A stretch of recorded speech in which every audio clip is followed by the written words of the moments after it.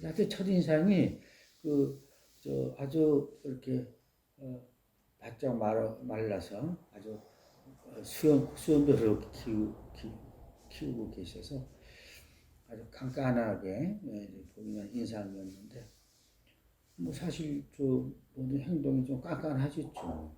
근데 대단히 부드럽게 말씀하시는 분이니까 그래도 하긴 뭐 올고든 무리죠.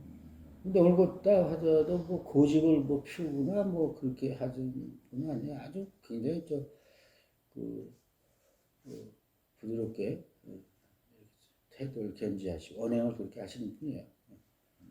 그때 강 선생님 항상 거기서 이렇게 그야말로 고문 같은 역할을 해주시고 중심을 잡아주시고 하여튼 강 선생님 생각할 때마다 항상 아주 올거든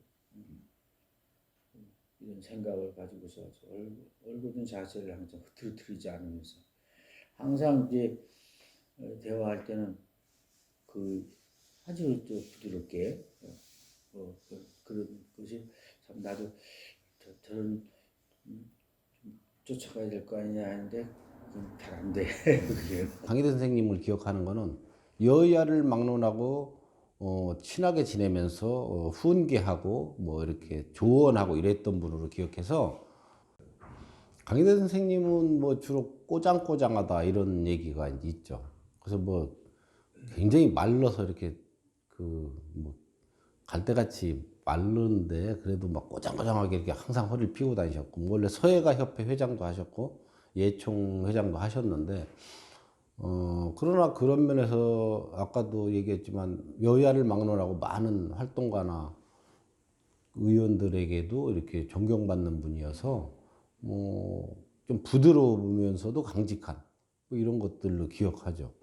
그분이 무슨 뭐 돈이 많거나 또 커다란 권력이 있거나 이런 게 아니잖아요. 그냥 청빈하게 사신 분인데 이후에 그 국민운동본부 그거 만들 때도 지역의 여러 민주인사들을 다 규합을 하고 그 중심에서 끝까지 그 부분들을 자기가 당신이 어른으로서 책임을 지고 갔고 이 얘기도 들어보고 저 얘기도 들어보고 그 갈등도 화해를 시키기도 하고 그래서 큰 틀에서 또 벗어나지 않게끔 이렇게 하셨고 강희대 선생님은 술을 못 하시는 분입니다.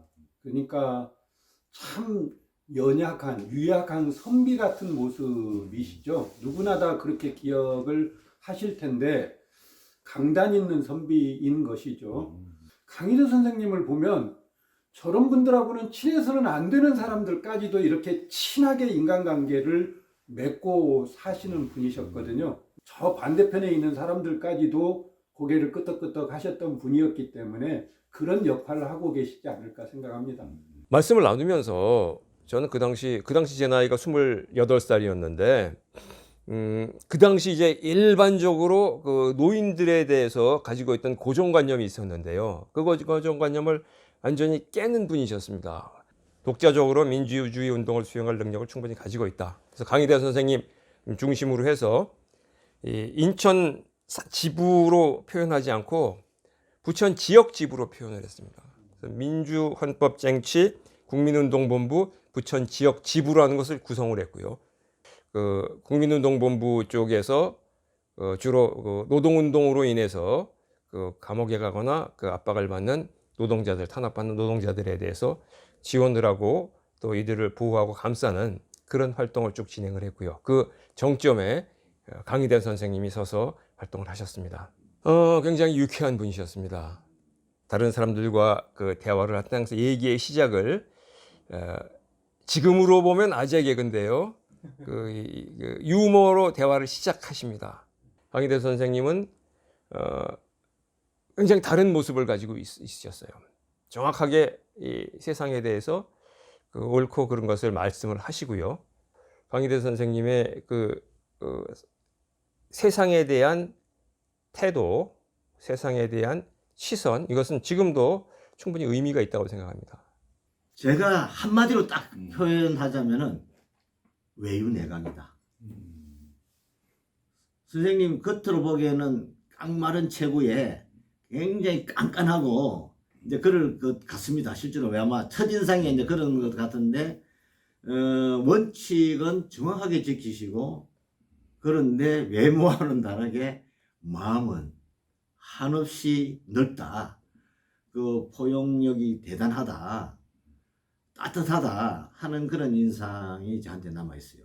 그 시대에 그렇게 산다는 것 자체가 귀한 거지.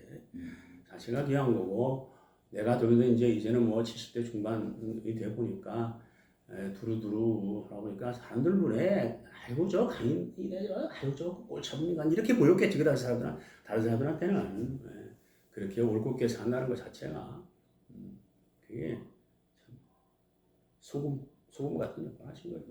자기의 감정을 숨김없이 드러내시기도 하시고, 참지 않으시기도 하시고, 뭐 그러니까 올곧게 하시고, 뭐 그러니까 이 껄끄러운 면들이.